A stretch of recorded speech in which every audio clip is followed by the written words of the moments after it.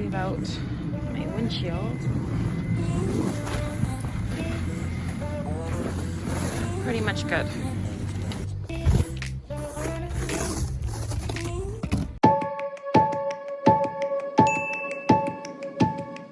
I've got a couple seconds. I'm at a red light. Running a bit late this morning or my final day of placement. I cannot wait to be done. It took so much of me this morning to pull myself out of bed. So much. Another red light. Anyways, so like I was saying, the sun came up fast. This is our last day of placement, and this has not been the best placement I've ever had. And so I am quite happy that I won't be returning. The big reason why I'm not a fan of this placement is because I have never been in a learning environment where I've been around so many catty nurses, such a hostile learning environment. They don't want to help teach you anything. They basically just want us to do bed baths all day. And that's not what we're there for. We're there to do our bridging experience. So all of us are nurses already here in Canada. There's two types of nurses that you can have here. You can have an RPN/LPN, or you can have an RN. All of us in this program already, and all of us who are at this placement already, are already practicing nurses. We're registered practical nurses. And so being at this placement means that we are supposed to be taking on the role of an RN, dealing with more complex patients, more unstable patients. And I mean, honestly, there's already a huge crossover in a lot of our jobs with these roles anyways. I know my job is for sure. There's supposed to be a differentiation between the RN and the RPN role. However, there's a huge amount of crossover. That is why we were at this placement, is to learn how to deal with more complex patients. And so when you're telling me to do bed baths all day for 12 hours, there's only so much that I can do. All the patients on this floor are relatively stable. I'm on a surgical unit, and those of you who are in nursing, surgical patients more often than not are pretty quickly to be in the hospital doing their surgery and then back out. They really shouldn't be in the hospital for longer than a week, and I'm really pushing it with that week.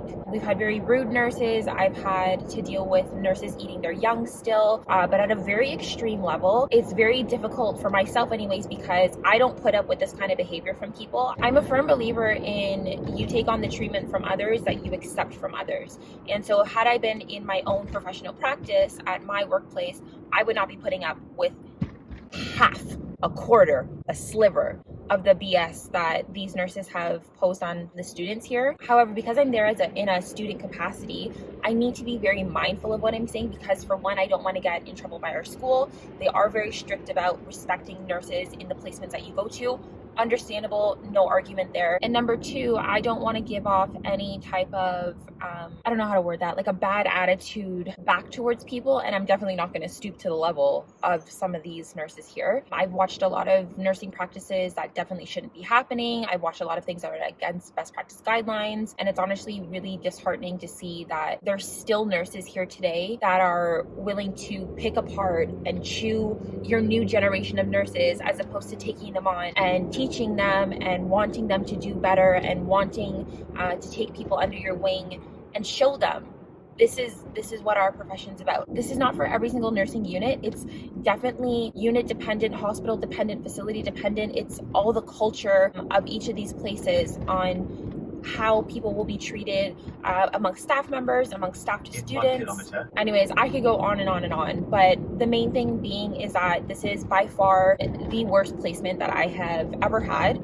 I am really disappointed that this is the experience that I've had with this place. I've done my best to make the best out of it. I've tried to learn as much as possible. I've actually spoken to my instructor as much as possible to gather different learning opportunities as they arise, but there's only so much that can be done with this place. So I'm very grateful that it is the last day today. I'm quite happy that it's the last day today. One thing that I definitely have taken home from this entire learning experience is more behaviors, practices, and attitudes that I never, ever want to portray in my own professional practice, whether that be to patients or to other students or staff members. With that being said, I am turning into my placement right now.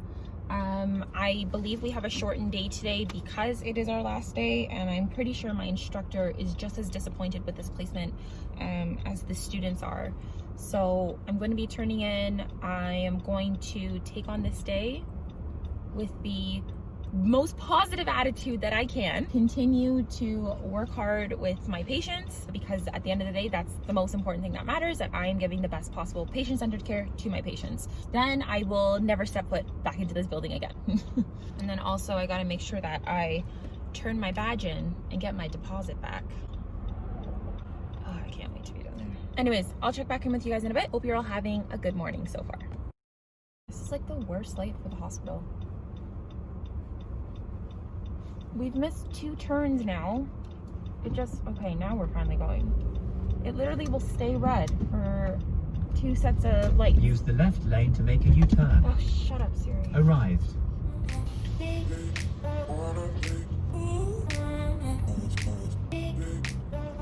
girl!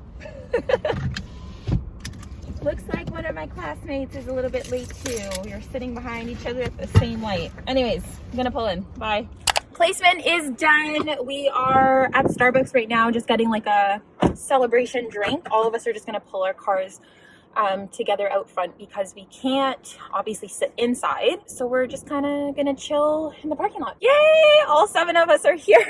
Okay, so I am home. We got out a lot earlier because it's our last day. There's pretty much nothing to do. We didn't actually have patient assignments today. We were kind of all just able to float around within the unit, which was great. As you probably would have just seen in the last clip, we all kind of just gathered together to grab Starbucks as like a final goodbye and just, you know, just chit chat for a little bit. We all just parked our cars in the parking lot there and kind of just stood outside the cars and just drank our Starbucks for a little bit. So I got my one here, and then I actually got an extra free one because one of my friends, they made her drink wrong, so she passed it on to me, so that was cool. Because it's only 1:30 and I normally would have been at placement until at least 7 tonight, I am going to take this opportunity to first go shower and take this off. And then secondly, I think I might go over to Costco while there's not any crazy lines or anything, get some grocery shopping done, Christmas shopping, whatever else I need to get done, and kind of just utilize my day productively, or I might sleep.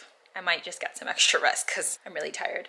My skin is breaking out terribly bad. This is stress. This is stress from an upcoming exam. Anyway, so overall, very great day today for clinical. I obviously had a lot of dread going into the clinical placement just because of the experience that we've had over the last couple months being there. We are there in a group setting. There's 7 students for 1 teacher on the floor. And like I was explaining earlier, like we haven't had the greatest clinical experience compared to all previous clinicals that we've had. So because we were only there for such a short period of time today, we were kind of just doing final reviews with our preceptor. Everyone's pretty happy that it was our last day. I am so grateful that the group of girls that we've had for this placement has been such a great group. I think by far, even though this has been my worst placement, I have had the best group of students together, and I'm so grateful for that. I said that in my last vlogs to do with my job at the assessment center. The people that you work with make all the difference for how your day goes on. And so even though this was a terrible clinical experience, the group of people that I was working with, like my classmates, amazing. Amazing. I'm so grateful that I had the opportunity to work alongside with these girls so closely for all the past couple months. So I did not end up going to Costco. I didn't end up doing anything but taking a nap. And when I woke up, I watched some YouTube videos, and I came across one video in particular that bothered me. I decided right then and there I needed to write all my thoughts down on the topic so I can film the video tomorrow. I'm using niacinamide by The Ordinary, by the way. This product has been a game changer in my skincare. It is super keeping my breakouts under control. So even though my face is breaking out because of stress right now, I'm still doing quite well compared to normal. After I apply the niacinamide to a damp face, I just got out of the shower and put hyaluronic acid on. Normally I use the CeraVe. I am out right now, so Aveeno is my other go-to lotion that I have been using my entire life and don't tend to veer off from things that work. These little breakouts that are on my skin, anything here specifically is to do with my mask, especially around the jawline. This stuff up here wasn't as bad until I started picking at my face because I have a problem. So like I was saying, I woke up from my nap and I came across a video. This video was about the Dr. Mike issue. I have some thoughts on this that I would like to share. Another healthcare worker's perspective. Like I was mentioning this morning, in Canada we have the 2 different types of nurses, RPN and RN. And the RPN title, I'm pretty sure, is mostly specific to the province of Ontario, and everywhere else in Canada it's a title of LPN, which is licensed practical nurse, and in Ontario that is registered practical nurse. I'd be hesitant to say that the title of RPN or LPN in Canada is equivalent to anything in the States, because I know some of your states have an LPN title. I'm pretty sure that you do. What might be equivalent to that title in the US is similar to like a personal support worker, which doesn't carry the same governing body here in Canada. Nurses in Canada, we are governed under a college of nurses, depending on which province you're in. PSWs here in Canada are not governed. It's not a regulated profession, so they don't have anybody to technically answer to. I think my title as an RPN is not necessarily equivalent in the States, or if it is,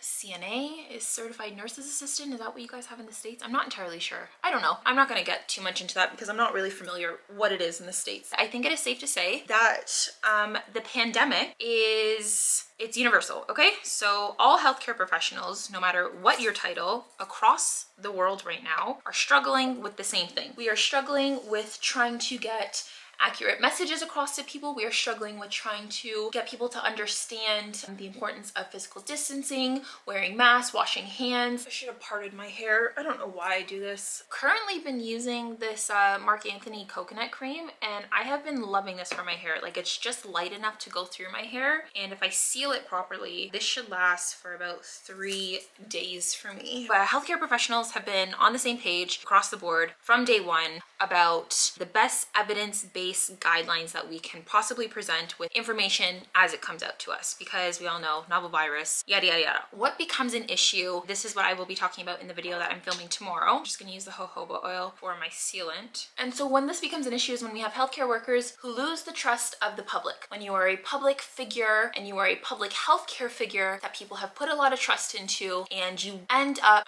making a mistake and you need to take accountability for your actions. I found a couple journal articles of the mistrust of healthcare in many different parts of the world. I think it's important for people to understand when you have a mistrust in your healthcare system, when you have a mistrust with your primary healthcare provider, if you have one, it becomes a very slippery slope for the entire world. And I think now more than ever, because of the pandemic, we can't afford to be having any healthcare professionals not on the same page here. So that is what I will be talking about in my video tomorrow, the Dr. Mike situation. So stay tuned for that video. We will talk about it. We can have a discussion. Nothing negative. I like to have productive conversations with people, not go around bashing people for mistakes that have been made. We need to learn to move forward and learn from our mistakes. Of course, you take accountability, but it doesn't help anyone to sit and dwell on a bunch of mistakes without figuring out a solution. We can complain as much as we want. What's the solution to the problem? Ouch.